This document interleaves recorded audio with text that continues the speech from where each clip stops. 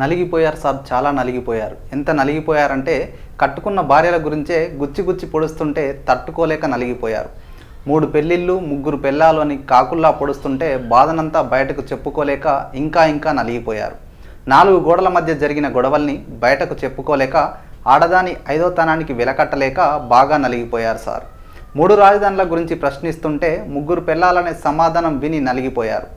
ఆడాళ్లను ఎత్తుకెళ్లి మానభంగం చేస్తున్నారని ప్రశ్నిస్తే ఇంట్లో ఆడాళ్ళని దూషించడం చూసి నలిగిపోయారు.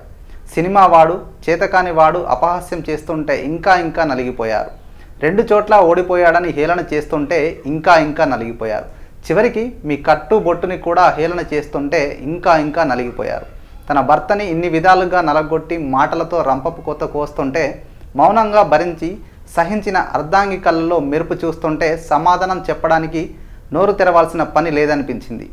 పవన్ కళ్యాణ్ అనే నేను అంటూ తన భర్త పవన్ కళ్యాణ్ మంత్రిగా ఉప ముఖ్యమంత్రిగా ప్రమాణ స్వీకారం చేస్తుంటే అతని భార్య అన్నా లెజ్నేవా తీవ్ర భావోద్వేగానికి గురైంది.